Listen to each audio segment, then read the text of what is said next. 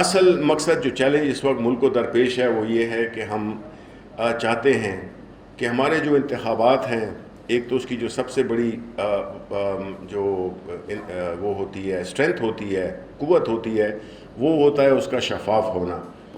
ایک ایسا الیکشن جس میں کہ ہارنے والا ہار مانے، اور جو جیتنے والا ہے تو اس کی جیت میں ایک اخلاقی قوت بھی ہوتی ہے اور ہوگی، اور وہ یہ نہ ہو کہ پچھلے الیکشنز میں 2 سال جو ہے نا حکومتیں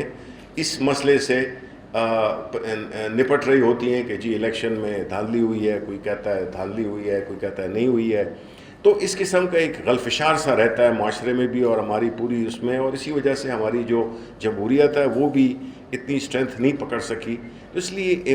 بڑا ضروری تھا کہ پرائم منسٹر صاحب نے، جب میں وزیر بنا تو انہوں نے مجھے یہی کہا کہ یہ پہلا پروجیکٹ آپ کا ہے کہ آپ نے الیکٹرانک ووٹنگ مشین پہلے بھی بنی ہوئی ہے، ہمارے ہی اداروں نے منسٹری آف سائنس ٹیکنالوجی کی 2014 میں کامسیٹ سے بنائی تھی، ہمارا نیشنل انسٹیٹیوٹ آف الیکٹرانکس ہے، لیکن ہم نے جو ہے تو وہ ایک جسے کہتے ہیں نا ایک کانسیپٹ دیا کہ آج کل کی جو جتنی بھی ریکوائرمنٹس ہیں الیکشن کمیشن آف پاکستان کی، جو کہ ان سے ہم نے لیں، اور اسی کو ہم نے دیا ہماری ایک سٹارٹ اپ کمپنی، جو کہ ہماری حکومت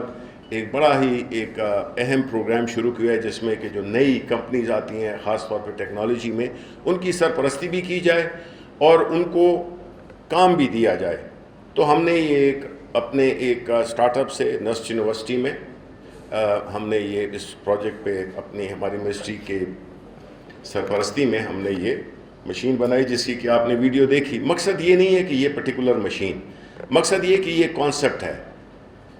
کہ آپ الیکشنز کو کس طرح سے شفاف کر سکتے ہیں کہ دوران انتخاب اور انتخابات کے بعد جو نتائج ہیں اس میں کوئی دھاندلی نہ ہو، اور کس طرح سے ایفیکٹو طریقے سے بغیر کسی مسائل کے، بغیر کسی گڑبڑ کے ان نتائج کو اپنے الیکشن آفس میں، سینٹر میں پہنچایا جائے۔ تو ہماری یہ پوری کوشش ہے کہ ہم ٹیکنالوجی کا استعمال کریں اپنے انتخابات میں اور اس جھگڑے سے نکلیں، کیونکہ ہم نے آگے جانا ہے۔ اگر یہ 2 چوائسز ہیں ہمارے پاس، ایک یہ ہے کہ ہم ٹیکنالوجی کی طرف جائیں، اس میں اپوزیشن کی جماعتیں آئیں، وہ دیکھیں، اپنی سجیشنز دیں، جو بھی ان کے خدشات ہیں ان کو ڈسکس تو کریں، لیکن مخالفت برائے مخالفت سے پھر یہ ظاہر ہوتا ہے کہ کچھ لوگ ایسے ہیں، ایک طبقہ ایسا ہے جو کہ چاہتا ہے کہ انتخابات وہ پرانے طریقے سے ہوں، کیونکہ اس میں وہ ماہر ہو چکے ہیں، وہ کس طریقے سے ان الیکشنوں کو مینیج کرتے ہیں۔ تو یہ اپوزیشن کا فرض بنتا ہے، حق نہیں، فرض بنتا ہے کہ وہ آئے، وہ بیٹھے، اور جتنی بھی انتخابی الیکٹورل ریفارمز ہیں، جس میں کہ سب سے جو اہم ترین جزو ہے وہ ہے ہمارا آئی ووٹنگ کا، انٹرنیٹ ووٹنگ، کیونکہ ہم نے اپنے وہ جو پاکستانی باہر بیٹھے ہوئے ہیں، جو کہ ہمارے لیے $30 ارب سے زیادہ اماؤنٹ بھیجتے ہیں، ہماری اور ملک کی خدمت میں وہ لگے ہوتے ہیں، ان کو ووٹ کا حق دینا۔ اور دوسرا ہے الیکٹرانک ووٹنگ مشین۔ اس پہ حکومت کا مکمل ایک عزم ہے کہ جو آنے والے الیکشن ہوں گے وہ الیکٹرانک ووٹنگ مشین کے ذریعے ہوں گے، اور جو ہمارے اوورسیز بھائی ہیں ان کو بھی ووٹ کا حق آئی ووٹنگ کے ذریعے وہ ایکسرسائز کر سکیں گے، کیونکہ ہمیں اپنے آپ کو ثابت بھی کرنا ہے کہ ہماری جو نئی جنریشن ہے، وہ جن کا مستقبل ہے، جس نے کہ پاکستان کو آگے لے کے چلنا ہے، ان کو مواقع دیں کہ وہ اس ملک میں خدمت، ورنہ تو یہ تو کوئی دبئی چلا جائے گا، کوئی بنگلہ دیش چلا جائے گا، کوئی دوسرے ملک کو چلا جائے گا۔ ہم نے اپنے ملک میں اپنے نوجوانوں کو اپرچونٹیز دینی ہیں، اور ہم اس سلسلے میں ministry of science and technology ایک بڑا ہی اہم ایک پورا کیمپین شروع کر رہی ہے، جس کو کہ ہم ٹیک سونامی کہیں گے، جس میں کہ ٹیکنالوجی کی سونامی آئے گی، جس میں کہ ہم سٹارٹ اپس کو جابز کریٹ کریں گے، اور انشاءاللہ اگلے 2 سال میں ہم 2 سے 5 لاکھ جابز ہم اس میں کریٹ کریں گے، صرف اپنی ٹیکنالوجی کے سیکٹر میں۔ تو اس لیے یہ بڑا اہم ہے کہ سوچ کو ذرا آگے لے جایا جائے، اور ان مسائل پہ اور اپنی ان وجوہات پہ کہ جی ناکام ہو گئے کسی ایک سسٹم ہے، چاہے لوکل باڈیز ہے یا کوئی چیز ہے، اس کی انالیسس کرنی چاہیے کہ کیا وجوہات ہے۔ یہ نہیں ہے کہ چونکہ وہ چلا نہیں ہے اس کو بس چھوڑ دیں، دوبارہ سے شروع کریں۔ تو آپ کی جو یہ 2 روزہ کانفرنس ہے، تو مجھے امید ہے کہ اس میں سے ایسے سلوشنز دیکھ لیں گے، ایسے وہ سجیشنز دیکھ لیں گی جس سے کہ لوکل باڈیز کا جو سسٹم ہے اس کو زیادہ افیکٹو بنانا اور اس کو زیادہ مؤثر بنانا، یہ ایک چیلنج ہے. اور دوسرا یہ ہے کہ کس طرح سے ہم اپنی جو بھی اپنے علاقے کی جو ضروریات ہوتی ہیں ان کے مطابق اس کا بالکل تعلق ہونا چاہیے عوام کی خدمت کے لیے، جو کہ یہ کرتا ہے، اور اس سے بہتر کوئی سسٹم ہو ہی نہیں سکتا. لیکن الیکشن کرانے کے لیے ہم تیار ہیں، بلکہ ہم نے جو نیا اب بنا رہے ہیں جو SLGO، اس میں بہت زیادہ اختیارات دے رہے ہیں، کیونکہ پہلے جو بتایا میں نے کہ سپریم کورٹ کا نے ایک ٹائم فریم دے دیا جب 4 سال تک ہم سب لوگ ریکویسٹ کرتے تھے. میرے بہت سارے کلیگ یہاں پہ ہیں، چاروں صوبوں سے آ کے وہاں پہ پیش ہوتے تھے کہ جی کوئی بہتر سسٹم دیا جائے اور ٹائم پہ الیکشن ہو. تو اس وقت کوئی نہیں سنتا تھا. بعد میں کوئی مہینے کا ٹائم دیا گیا کہ جی فوری طور پر آپ یہ سب کچھ کریں، تو کسی نے بھی صحیح سسٹم نہیں بنایا. اب ہم نے اس کو بہتر کر رہے ہیں، مزید امپاور کر رہے ہیں تاکہ لوگوں کو زیادہ خدمت کر سکیں جو بھی الیکٹڈ لوگ آتے ہیں.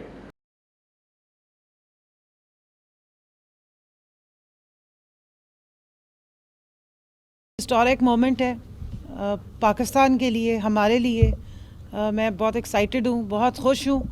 کہ شکر ہے کہ پاکستان میں کم از کم نہ صرف یہ کہ ڈیبیٹ سٹارٹ ہوئی ہے مینٹل ہیلتھ کے بارے میں، بلکہ ظاہر ہے ڈیبیٹ سے پہلے یا اس طرح کا کوئی بھی انیشیٹو ہو تو اس سے پہلے ایک اویئرنیس کی بھی ڈرائیو ہوتی ہے.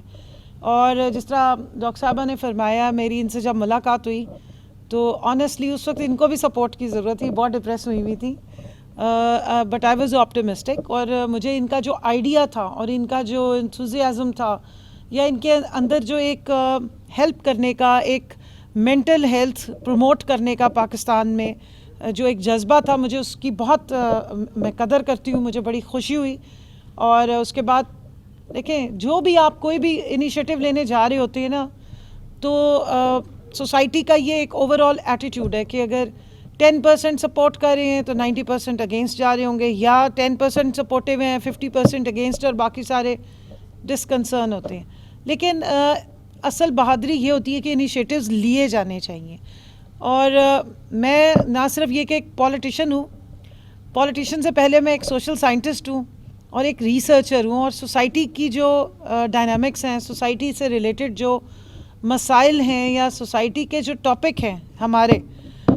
اس کو اسٹڈی کرنا میرے لیے بڑا امپورٹنٹ ہوتا ہے. اور کسی کے لیے اگر میں کسی کمیونٹی میں جاتی ہوں یا اپنے لوگوں میں جاتی ہوں تو دیکھنے والوں کے لیے وہ ایک بڑا نارمل سا وزٹ ہوتا ہے کہ ایک پولیٹیشین آ رہے ہیں، تالیاں بج رہی ہیں، لوگ آ کے بات کر رہے ہیں، اس کے آگے پیچھے لوگ پھیرے ہیں، تصویریں کھینچ رہے ہیں. لیکن ایکچولی میرے لیے وہ میری کیس اسٹڈی چل رہی ہوتی ہے، میری ریسرچ اس وقت، میرا پروسیسر آن ہوتا ہے، میں چیزوں کو دیکھ رہی ہوتی ہوں، نوٹس کر رہی ہوتی ہوں. اور جہاں جاؤں وہاں کے پہلے تو کلچر کو، وہاں کی لباس کو، وہاں کے لوگوں کے ایٹیٹیوڈ کو، اوور آل ایک پورے انوائرمنٹ کو آبزرو کرتی ہوں. یہ میرا اب ایک ایٹیٹیوڈ بن چکا ہوا ہے.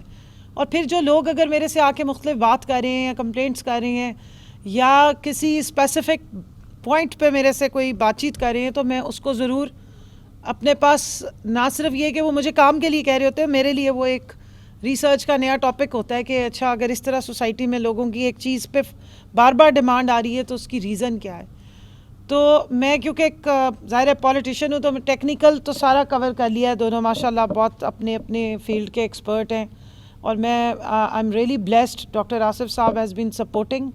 Since day one. اور ان کے ساتھ مل کے ہم نے ماشاء اللہ کافی اچھے انیشیٹوز اپنی منسٹری سے سٹارٹ کیے. اور یہ ایک بہت ہی، جس کو کہتے ہیں نا، ایک بیک بون کا ان کا کردار ہے، بڑی زبردست فورس ہے. ڈاکٹر صاحبہ از ڈوئنگ ایکسیلنٹ. اپنے فیلڈ میں ایک ایکسپرٹ ہونے کے لیے بہت سارے سال چاہیے ہوتے ہیں، بہت ساری انرجی چاہیے ہوتی ہے، بہت سارا ٹائم چاہیے ہوتا ہے، اور بہت ساری لگن چاہیے ہوتی ہے کہ آپ ایک کام کو اتنا لے کے چلیں کہ آپ اس کے ایکسپرٹ بن جائیں. لیکن کیونکہ میرا زیادہ ملنا خواتین سے، بچوں سے، ہمارے جو بھائی ہیں ان سے زیادہ ایز اے پولیٹیشین ملاقات ہوتی ہے، اور ساتھ ساتھ میں اپنی ریسرچ بھی جاری رکھتی ہوں.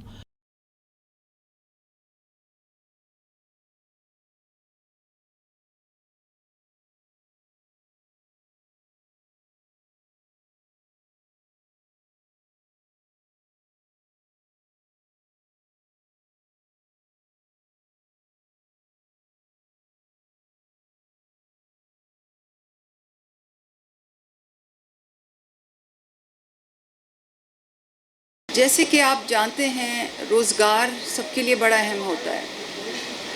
ہم احساس کے دائرہ کار میں بہت سی سماجی تحفظ کے پروگرام چلاتے ہیں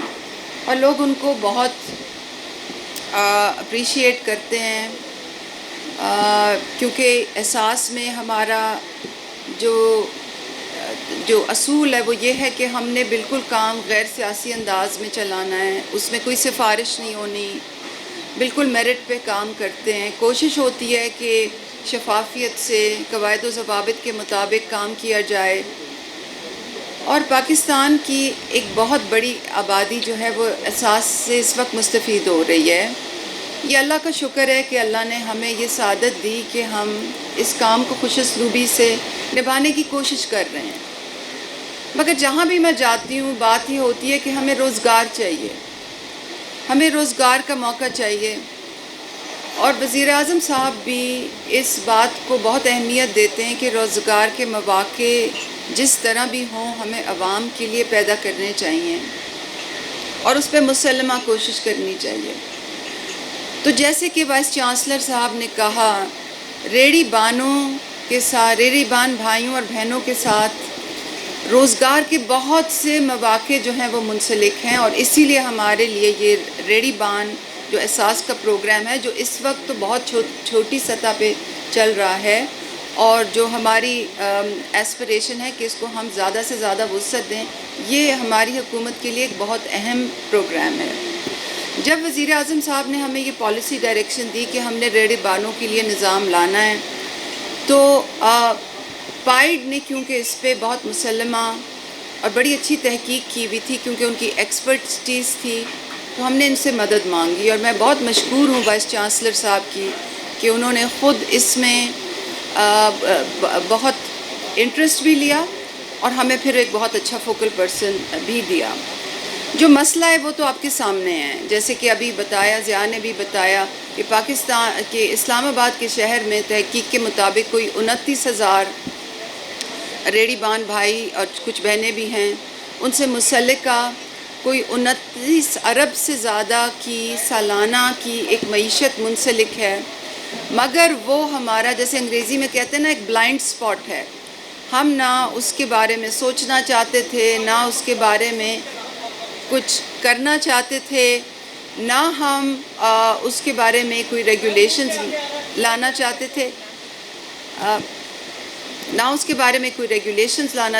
تھے, اور یہ بہت بھائی اور بہنیں جو ہیں وہ بہت صعوبتوں کا شکار ہوتے تھے, حکومت کو بھی نقصان ہوتا تھا اور ایک مافیا اور بلیک مارکیٹیئرنگ کی ایک صورتحال تھی.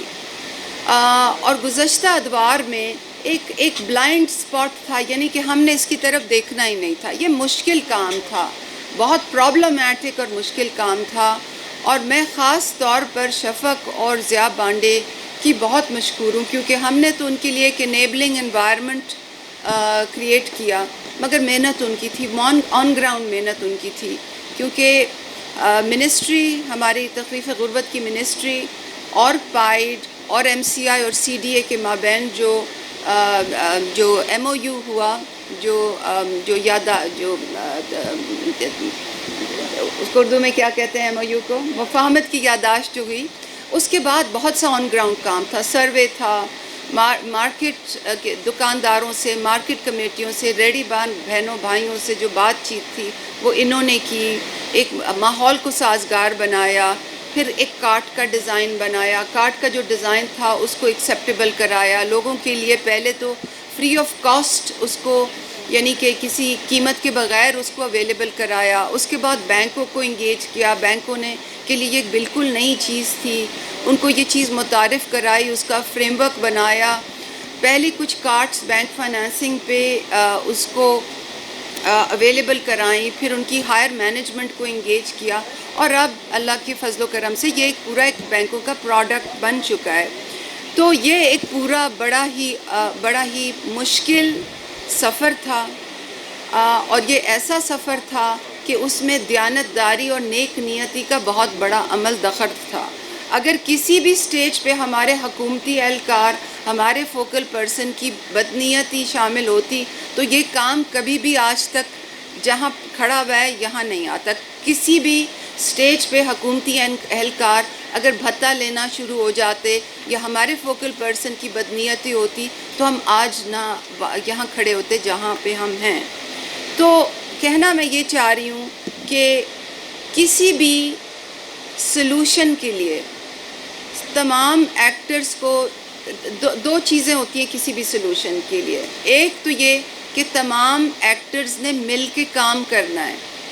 نہ پرائیویٹ سیکٹر اکیلا سلوشنز کا حل نکال سکتا ہے، نہ حکومت سلوشنز کا حل اکیلے نکال سکتی ہے.